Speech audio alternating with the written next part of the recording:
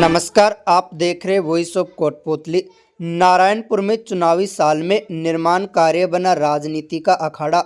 उद्योग मंत्री शकुंतला रावत व पूर्व यातायात मंत्री रोहिताश शर्मा हुए आमने सामने, एक दूसरे पर लगाए गंभीर आरोप। दरअसल नारायणपुर में अतिक्रमण कर जमीन पर निर्माण कार्य शुरू करने के मामले में पूर्व मंत्री रोहिताश शर्मा ने नारायणपुर के मिनी सचिवालय के सामने बुधवार को करीब 2 घंटे तक धरना प्रदर्शन कर अतिक्रमण हटाने व निर्माण कार्य रुकवाने की मांग की थी, जिस पर स्थानीय एसडीएम सुनील कुमार ने मामले की जांच कर कार्रवाई के आश्वासन के बाद पूर्व मंत्री का 2 घंटे बाद धरना समाप्त करवाया था। मामले में जांच के बाद प्रशासन ने 2 गज जमीन पर अवैध अतिक्रमण पाया, जिसको जेसीबी की सहायता से हटाया गया। इसे पूर्व मंत्री रोहिताश शर्मा ने अपनी जीत बताते हुए स्थानीय विधायक व उद्योग मंत्री शकुंतला रावत पर जमकर निशाना साधा। नहीं होती, इनकी कोई जात बरादरी नहीं होती, तो क्राइम करने वाले लोग हैं, भूमाफिया हैं। भूमाफियाओं के खिलाफ मैं जम के लड़ाई लड़ूंगा। जब तक मेरे शरीर में खून का एक एक कतरा है, मैं भूमाफियाओं के खिलाफ लड़ूंगा। मैं डरने वाला नहीं हूँ।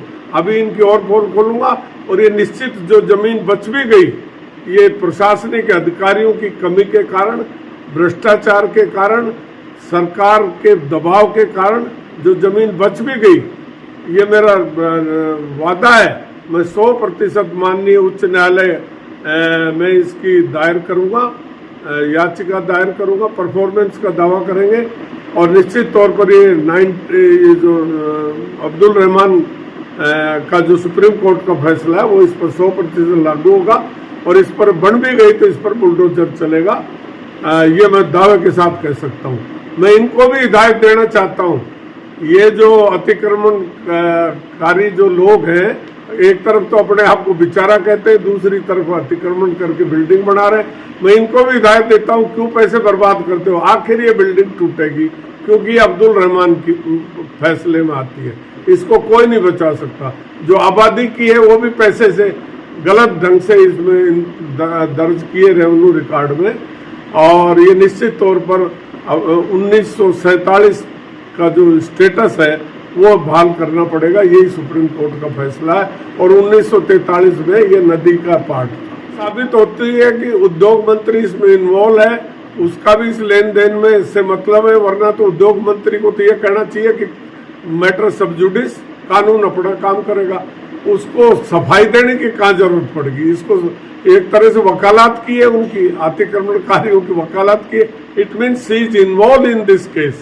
तो वहीं मामले में उद्योग मंत्री शकुंतला रावत ने कहा कि आबादी की जमीन है और ग्राम पंचायत ने पट्टा जारी किया हुआ है, जिसकी कलेक्टर, एसडीएम और तहसीलदार से 2 बार जांच करवाई जा चुकी है। जिसको आबादी में ग्राम पंचायत ने पट्टा जारी किया है, वो निर्माण कर सकता है। मैंने भी जानकारी ली कि भाई क्या प्रकरण है, तो बोले कि करीब 15 साल पहले, 10-15 साल पहले का कोई पट्टा दिया हुआ है और सभी को दिए हुए हैं वो पट्टे। तो सारे लोग ही निर्माण कर रहे हैं, तो वो लड़का भी निर्माण कर रहा है। तो बोले कि भाई ये नहीं करना चाहिए, उस पर कोई लोगों ने कुछ नहीं वो लगा दी। तो धरना देने की इसमें वो उनकी सोच है और लीगल है तो वो बनाएगा ही। अगर उसको पट्टा मिला हुआ है तो बनाना चाहिए। उसमें ये कहा जा रहा है कि ये नदी की जमीन है और उसके ऊपर कंस्ट्रक्शन किया जा रहा है। नहीं, वो मैंने जहाँ तक जानकारी ली है तो उन्होंने कहा है कि ये आबादी की ज़मीन है और ग्राम पंचायत की ज़मीन है। ग्राम पंचायत का दिया हुआ पट्टा है और पट्टे की 2 बारी जांच भी करवा ली है एसडीएम के जरिए, तहसीलदार और कलेक्टर के जरिए। तो सभी लोगों का और लोगों का भी दिया हुआ है, वहाँ पर उनका भी निर्माण हुआ पड़ा है और सभी के एक जैसे पट्टे दिए हुए हैं।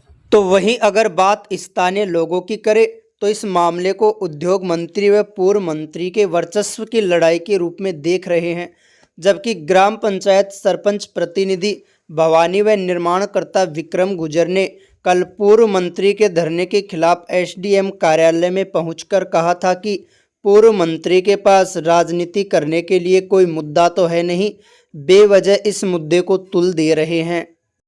अब इनके पास जनता के मुद्दे तो है नहीं उठाने के लिए, और वो बेचारा गुजर है जाति का गरीब आदमी है, उसको परेशान करने के लिए लगे हुए हैं। और कोई मुद्दा तो इनके पास है नहीं। इन्होंने विधायक रहते हुए या मंत्री रहते हुए तो कोई काम एक काम इनके पास है नहीं गिनाने के लिए मैंने ये काम किया है।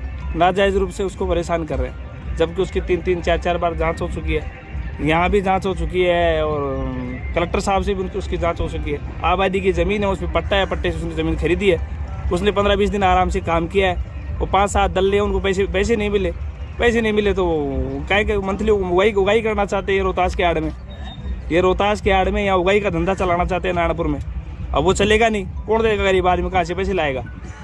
तो उनको नाजायज़ रूप से परेशान कर रहे हैं, ऐसा कुछ नहीं है। वो लीगल वे में अपना काम कर रहा है और उसने खरीद शुदा उसकी ज़मीन है, उसी पे काम कर रहा है। साहब तो बहुत पहले से ही यही कर रहे हैं, तो शुरू में भी उन्होंने मेरा काम रुकवा दिया था। मेरी जांच होने तक जांच मैंने करवाई है प्रॉपर तरीके से, और जांच है, ये जो जांच हुई है ये मेरी जांचें हैं, रजिस्ट्री है, पट्टा है, सारी चीज़ें। और जो मैं निर्माण कर रहा हूँ, ये निर्माण तो मेरे को पहले से भी था, लेकिन उसमें जो बाउंड्री थी उसी से मैंने शुरू किया है काम। और डॉक्टर साहब तो ये कहते हैं कि गुजर है, गुजर को नहीं करने देंगे, ये है वो है। और उसके जो 5-7 दलाल हैं, जिनमें से 2-4 तो पंचायत के पंच हैं, वो मेरे से पैसे वगैरह मांगे थे। मैंने उनको मना कर दिया, और इस वजह से वो डॉक्टर साहब की धमकी मेरे को पहले भी दे रहे थे, और दोबारा भी अब जब भी कोई काम होता है शुरू, तो डॉक्टर साहब को बुला लेते हैं।